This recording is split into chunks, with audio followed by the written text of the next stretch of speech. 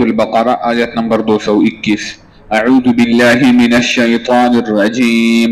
بسم الله الرحمن الرحيم. ولا تنكحوا المشركات حتى يؤمن ولأمة مؤمنة خير من مشركة ولو أعجبتكم ولا تنكحوا المشركين حتى يؤمنوا ولعبد مؤمن خير من مشرك ولو أعجبكم أولئك يدعون إلى النار والله يدعو إلى الجنة والمغفرة بإذنه ويبين آياته للناس لعلهم يتذكرون. صدق الله العظيم.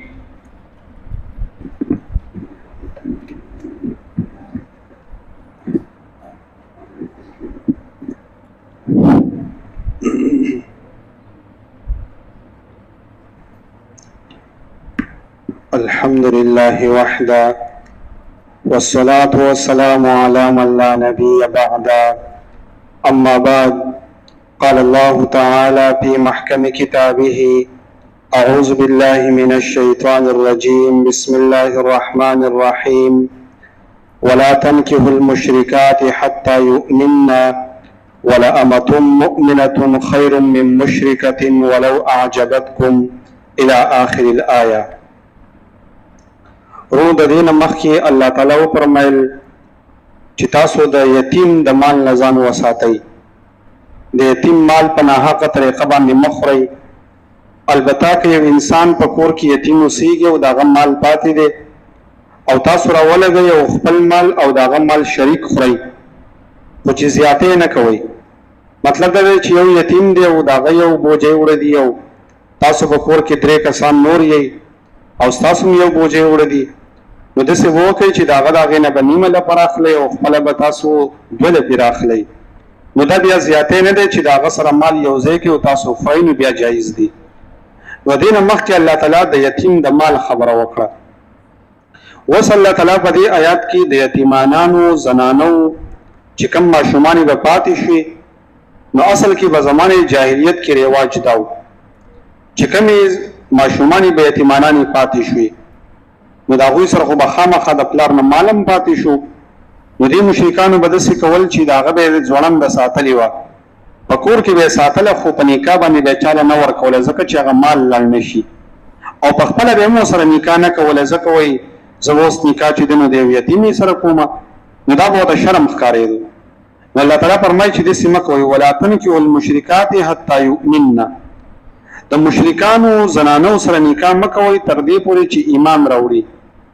او الله تعالی فرمایي: ولأمة مؤمنة خیر من مشرکة ولو أعجبتکم، چې وینځه ده، وینځه او باندې او غلامه هغه زنانه ته ویل کېږي چې مسلمانان په یو جنګ کې قیدیانې ونیسي، زنانه نو دې ته ویل کېږي وینځه یا باندې یا غلامه ورته ویل کېږي.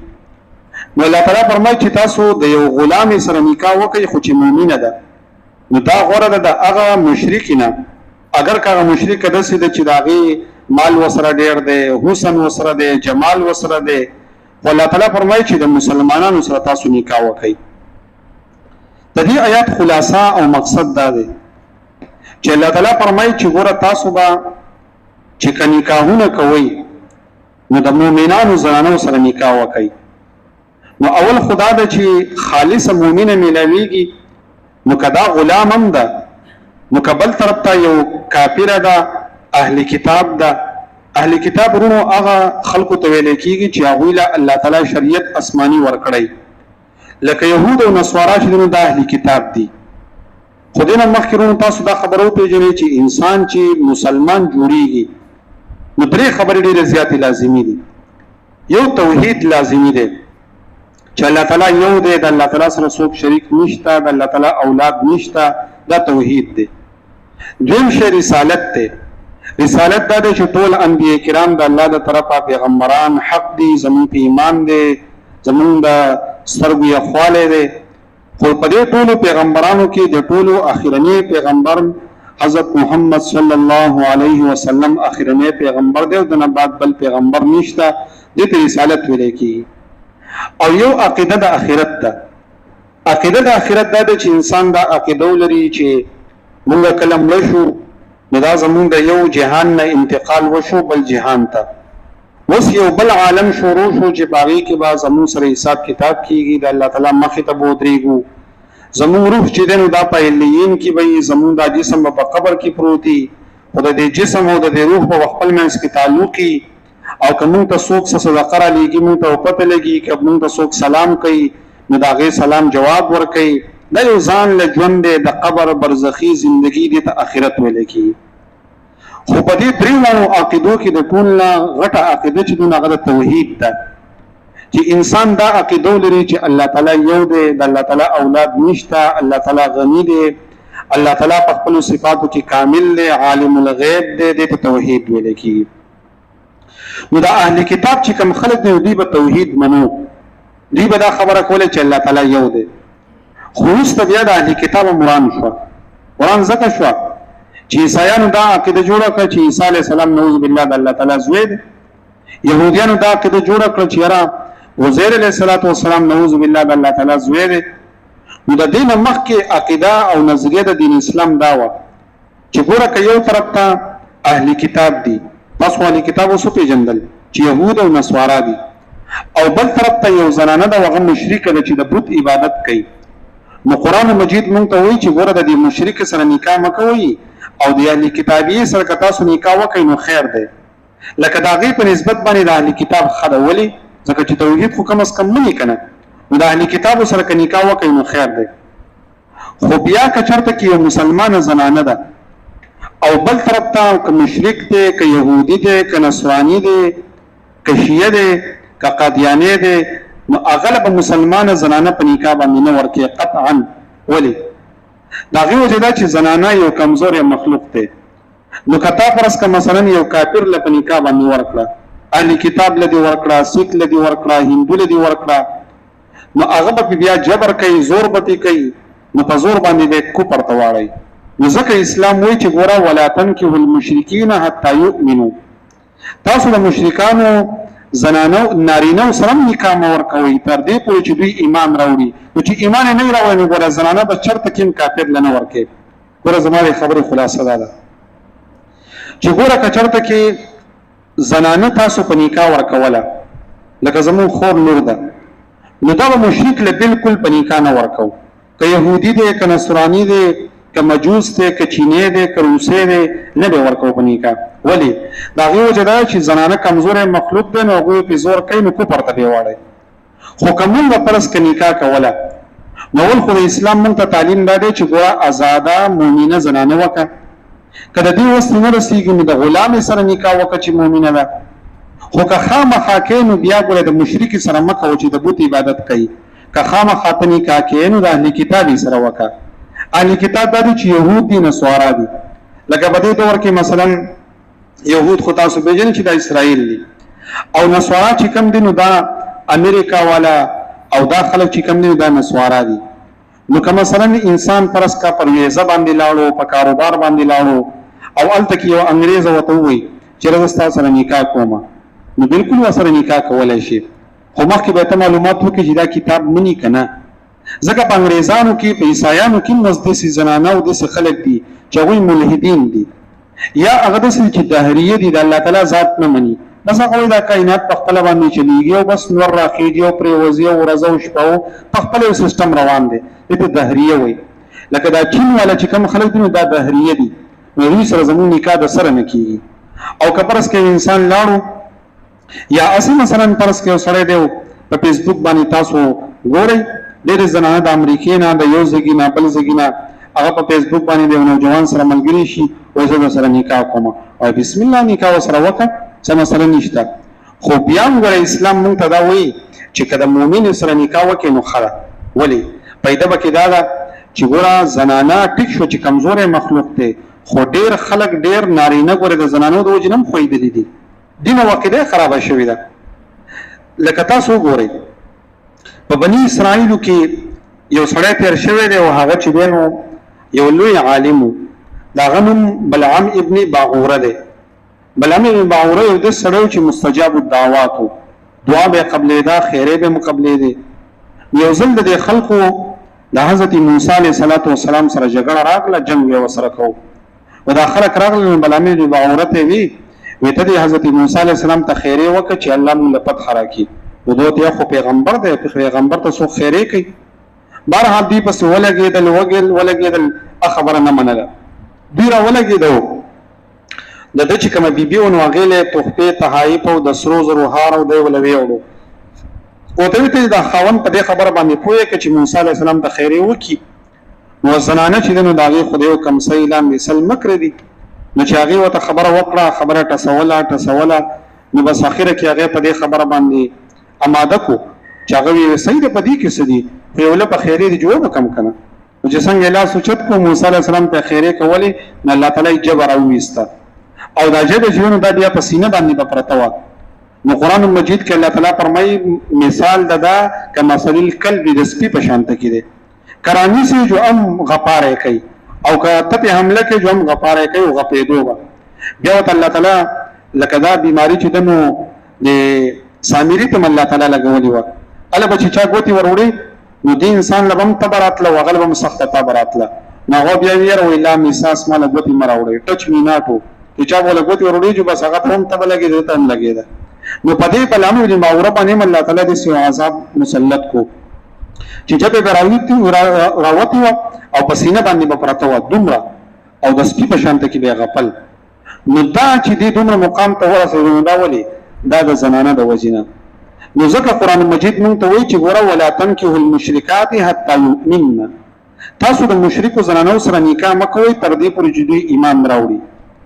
ځکه الله تعالی فرمایي ولا امة مؤمنة خیر من مشرکة ولو اعجبتکم، یو عامه وینځه او یو غلامه خو چې مؤمنه ده دا غوره ده د هغه مشرکې نه اگر که د هغې مال ډېر دی، اگر که د هغې حسن جمال ډېر دی.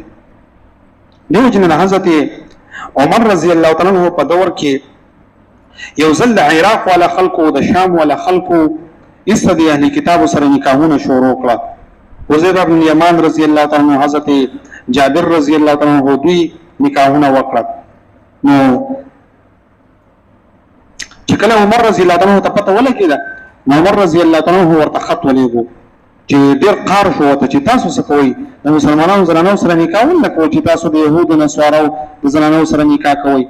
نو هغوی ورته ویې که تاسو ډېر خفه کېږئ موږ ورته طلاق ورکړو. نو عمر صاحب ورته بل د غوسې خط ولېږو وایي نکاح یې د سره شوي ده نو وایي طلاق پکې د کوم ځای نه راغلی، وایي طلاق نه وي بیخي پرېږدئ.